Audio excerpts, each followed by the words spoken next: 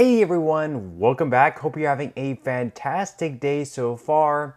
So we're going to be going over 3 ways in which Social Security is going to change for the better next year in 2025. We'll be covering that. Plus, can immigration actually save Social Security? That's been one of the proposals that's actually been floated out there. Controversial, of course, but we'll be covering that as well. But before we go ahead and dive into the main content of today's video, if you wouldn't mind helping me out real quickly by just giving this video a like, that just helps out with the good old YouTube algorithm, and also consider subscribing to my channel if you have not already. Plus, if you would like to receive up to $200 in free stock or $200 in free cash, in a pinned comment below, I will be leaving a link to Robinhood. All you have to do is once you click on that link is just sign up for a free account and then simply link your bank account.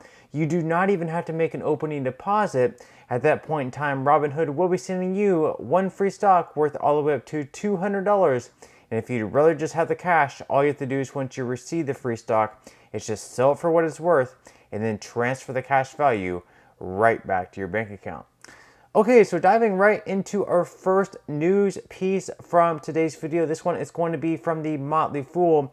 We're going to be discussing 3 ways in which Social Security is going to be changing for the better next year in 2025. So we're going to be diving right into this article here. So the first one is that benefits should get a boost. So Social Security benefits usually get an annual cost of living adjustment, or COLA, the purpose of which is to help those checks maintain their buying power as life gets more expensive. However, there's no guarantee that there will actually be a COLA in any given year. For one to happen, there needs to be inflation from one year to the next. Thankfully, the period of unusually high inflation that characterized much of 2022 is over, but living costs have still been consistently rising on an annual basis so far in 2024. This means that next year, Social Security benefits are likely to rise to some degree. The size of that bump, however, is still uncertain, as each January's COLA is based on the prior third quarter's inflation data, and a recent forecast from the nonpartisan Senior Citizens League estimates that 2025's Social Security COLA will be at 2.57%. That's lower than the 3.2% raise that beneficiaries got at the start of 2024, but it is still a raise. So there's been a lot of people saying, inflation is coming down, inflation is lowering. So they're kind of given this misconception that, the prices are actually dropping because inflation is only at, let's say, like 3% instead of 8%. But the truth is, the year that inflation went up like 8-9%, it hasn't gone down now by like 5% down to 3%. It went up by 8%, and then it kept climbing another 3%. So it's really been up, 11, 15, close to 20% over Biden's presidency. So inflation is still going up. Prices are still climbing. They're just not climbing at the same extremely high pace that they were before. So prices are still going up. We're not seeing like deflation. Still inflation, but just not as high as before.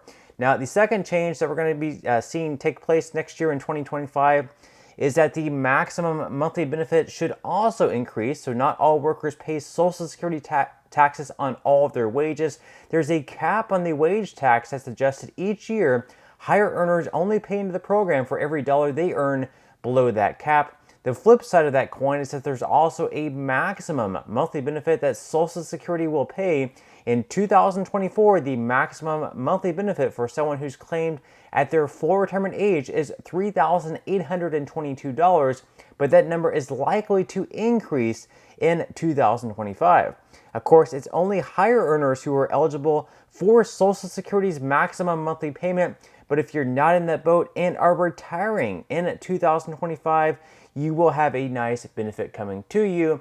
So if you max out your wages throughout your working years, then this is going to apply to you, where your max benefit is going to be increasing next year in 2025. And finally, the third change that is going to be taking place next year in 2025 is that there should be a higher earnings test limit as well. So you might assume that you can't work and collect Social Security at the same time, but that's not true. You absolutely can. However, if you're working while receiving benefits and you haven't yet reached your full retirement age, you risk having some of your Social Security withheld if your income exceeds a certain threshold known as the earnings test limit. This year, the earnings test limit is $22,320 or $59,520 if you have not yet reached your full retirement age, but will reach it before the end of the calendar year. Next year, these limits are likely to increase, which means you should have the leeway to earn a bit more money without having to worry about withheld Social Security. To be clear, though, the portion of your benefits that's withheld due to exceeding the earnings test limit is not lost to you forever. That money will get added back into your monthly payments once you reach your full retirement age. So, of course, if you started collecting benefits before you turn your full retirement age, you can now earn more, where you will be able to earn more starting next year. That keeps increasing year by year to keep up with inflation.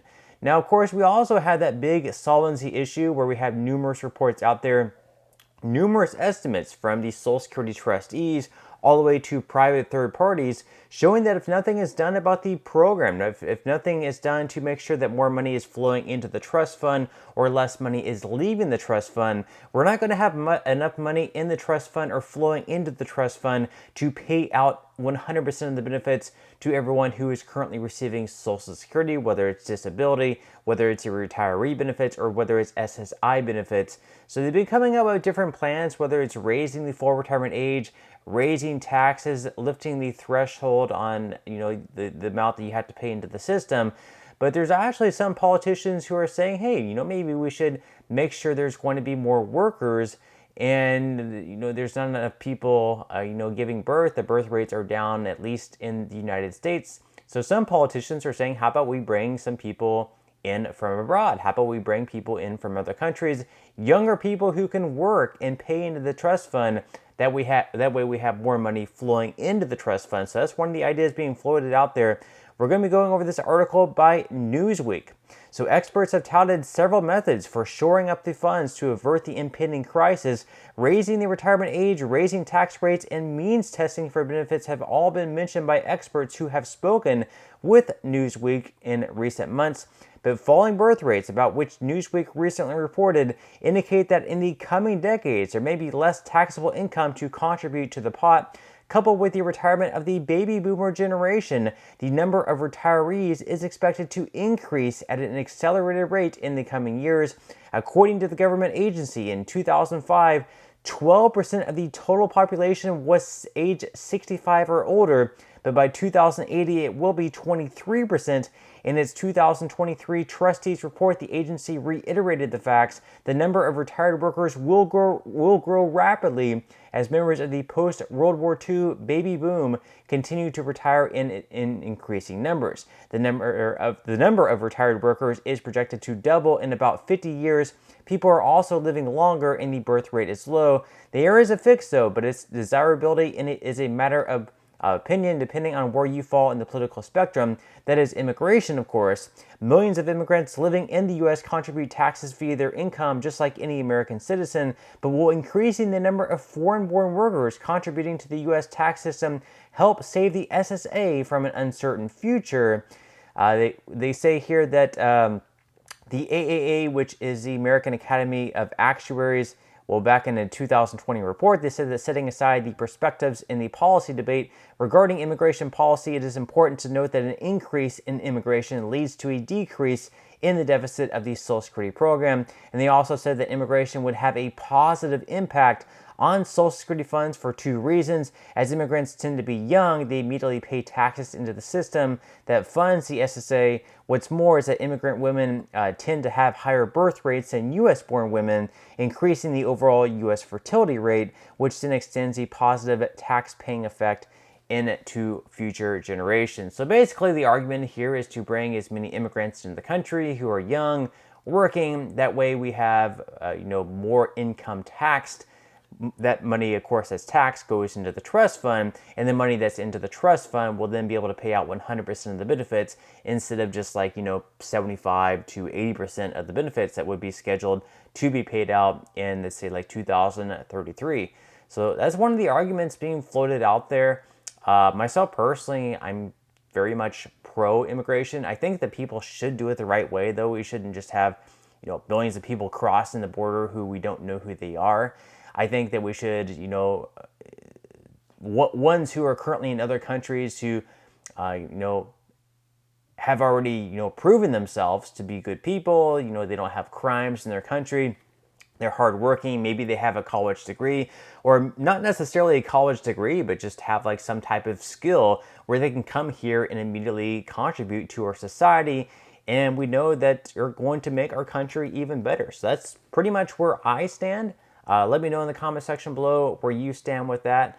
I'm not sure exactly how all that's going to play out. I've dealt with the immigration system myself personally, and the system definitely could use some improvements. I think there's a lot of misconceptions about how people can actually go through the immigration process. It's definitely not an easy one. But again, leave your thoughts and comments below. Are you on board with bringing people in from other countries, those perhaps without crimes, those with actually a skill that can come here and immediately contribute? Leave your thoughts and comments below with that. But that's all we have for today's video. I certainly hope you enjoyed and found value out of it. If you did, again, I would greatly appreciate it if you could give this video a like. Consider subscribing to my channel if you have not already. And I will see you in the next video.